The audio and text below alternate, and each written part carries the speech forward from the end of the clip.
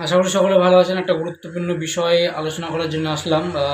বেশ কিছু সময় ধরে, বিগত সময় ধরে দেখতে পাচ্ছি যে পশ্চিমবঙ্গে বেশ কিছু জায়গায় বেশ কিছু লোকের আমরা শুনতে পাচ্ছিলাম সংবাদ মাধ্যমের মাধ্যমে যে আধার কার্ড বাতিল হয়ে যাচ্ছে। আধার কার্ড বাতিলের বাড়িতে কাগজপত্র আসে, নোটিশ আসে। এর পরিপ্রেক্ষিতে কলকাতা হাইকোর্টে জনস্বার্থ মামলা হয়। আমাদের পুরো লিগ্যাল টিম আমরা জনস্বার্থ মামলা করি এটা নিয়ে, যে আধার কার্ড বাতিল হয়ে যাচ্ছে। সেটার গত বৃহস্পতিবারের দিন শুনানি হয়েছে, হেয়ারিং হয়েছে।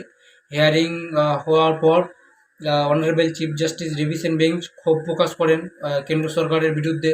আর এটা কেন হয়েছে, 21 দিনের মধ্যে কেন্দ্র সরকারকে হলফনামা কোর্টে দিতে বলা হয়। এবং যখন তর্ক বিতর্ক হচ্ছিল, যখন শুনানি চলছিল কোর্টের মধ্যে, তখন solicitor general senior solicitor general যে কেন্দ্র সরকারকে রিপ্রেজেন্ট করছিল, উনি বলেন যে এই মামলা পুরোটা গুরুত্বহীন মামলা।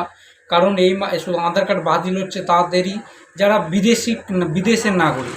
আমি মুর্শিদাবাদের বেশ কিছু জায়গায় চিনি কিছু লোক যাদের আধার কার্ড বাতিল হয়েছে, তাদেরকে আমি দেখছিলাম।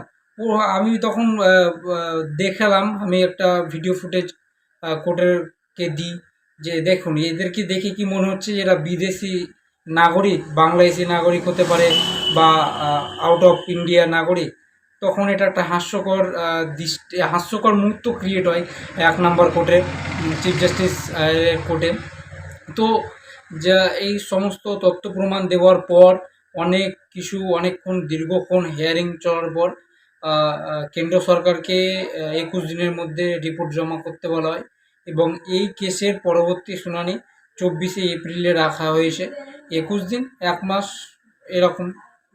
21 দিন অফিসিয়ালি, কিন্তু ওই টাইম নেবে করতে। তো 24শে এপ্রিল নেক্সট হিয়ারিং এটা রাখা হয়েছে। তো আমি পুরো পশ্চিমবঙ্গ বাসিন্দাদের একটা অনুরোধ করব যে আপনার আইনের উপর ভরসাটা রাখুন। দেখবেন কেউ আপনার নাগরিকতা কেড়ে নিতে পারবে না। হ্যাঁ, এটাই হচ্ছে মূল বিষয় আপনাদেরকে জানানোর জন্য এই ভিডিওটা করা। সকলে ভালো থাকবেন, সুস্থ থাকবেন।